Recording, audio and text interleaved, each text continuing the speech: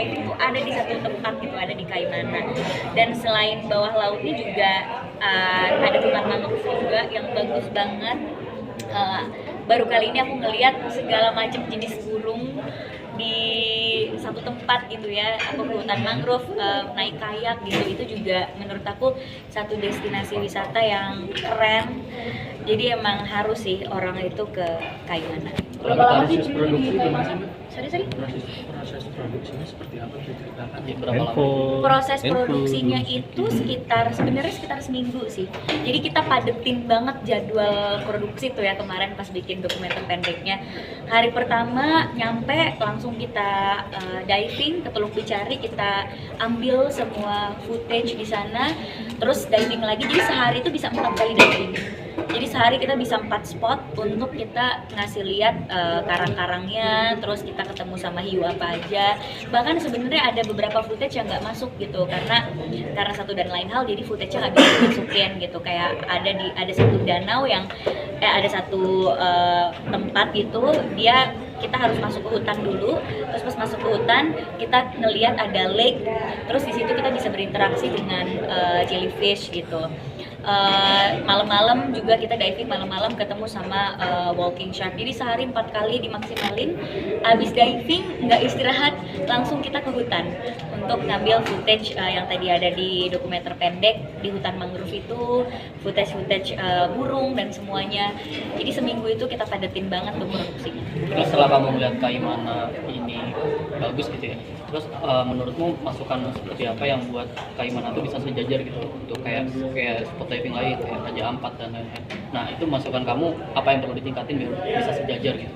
Oh yang pasti awareness-nya sih, karena kalau misalnya dilihat tadi dari drone ya, dari atas nggak kalah cantik kan sama Raja Ampat. Kaimana juga punya pemandangan yang luar biasa bagus gitu, cuma kan orang nggak tahu gitu karena yang dipromosikan sama diver dan influencer kan pasti Raja Ampat gitu.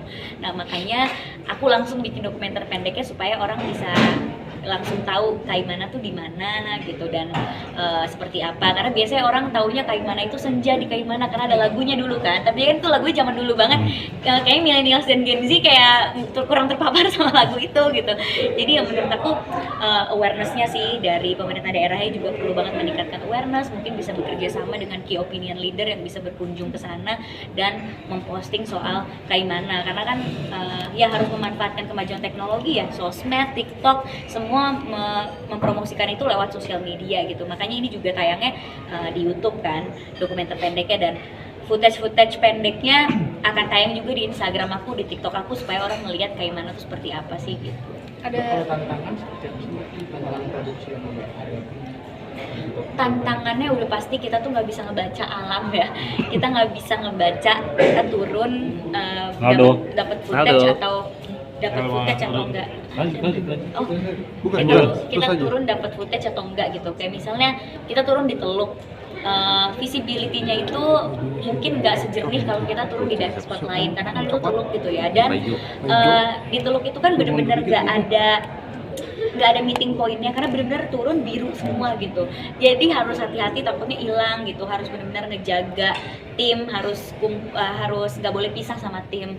Karena jujur ada kejadian lucu banget di si Teluk Becari itu. Saking aku semangatnya pengen ngambil footage lumba-lumba karena aku pegang kamera juga. Aku akhirnya berenang ngikutin lumba-lumbanya karena visibility-nya itu cuma 5 meter. Jadi pas nengok tim aku udah mana tim aku gitu. Loh, untungnya ada satu dive buddy aku, Ibu Meizani, yang ngikutin aku karena dia udah ngeliat, wah Prilly udah berenang ngikutin lumba-lumba nih, kalau nggak diikutin hilang. Akhirnya dia ngikutin aku, cuma kita berdua jadi terpisah sama yang lain. Akhirnya ya udah bunyiin kentongan gitu kayak kita punya tongkat untuk bunyiin tabung diving kita sampai tim kita nyariin kita gitu. Untungnya kita berdua udah rescue diver, jadi kita tahu kalau kita pisah dari rombongan gimana gitu. Nah itu tuh tantangan di alam ya, benar-benar kita nggak bisa baca alam itu seperti apa. Terus juga kayak misalnya di tengah hutan, terus tiba-tiba saya pengen buang air. Itu saya harus buang air di hutan. Jadi ya ngerasain lah pengalaman lucu kayak gitu yang kayak udah kebelet banget, tapi ya gimana lagi di hutan. Ya udah, jadi bolang deh, buang air di hutan, gali dulu gitu. bilasnya di air laut. Mau gimana gitu.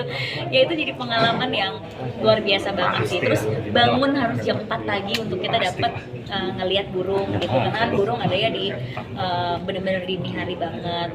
Terus nggak ada sinyal pastinya kalau kita lagi di tengah-tengah situ.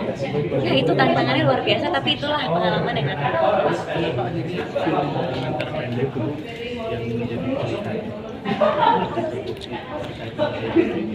bagaimana minat masyarakat menonton dokumenter pendek saat ini. Oke. Sebenarnya kalau aku bisa milih, aku sih pengennya bener-bener bikin film panjang soal laut ya kalau aku bisa milih. Dokumenter panjang atau ya cerita fiksi tapi kita mengangkat pariwisata Indonesia. Cuma kan itu memerlukan proses yang sangat-sangat panjang. Nah, untuk waktu yang aku punya, waktu yang sangat singkat ini, bagaimana kita memaksimalkan nih produksinya. Nah, yang paling memungkinkan adalah dokumenter pendek. Karena waktu itu kita kerjain di Oktober waktu itu juga saya lagi sibuk-sibuknya ngatur Festival Film Indonesia tuh, karena lagi malam nominasi, bulan depannya malam anugerah gitu. Ya udah, jadi yang paling memungkinkan adalah dokumenter pendek karena waktu produksinya itu cuma seminggu dan nggak memerlukan alat yang berat gitu untuk memproduksi dokumenter pendek. Sedangkan kalau film panjang kan mungkin kita harus pakai kamera apa untuk bisa tayang di layar lebar, untuk bisa memenuhi kualitas yang diinginkan sama masyarakat untuk film panjang.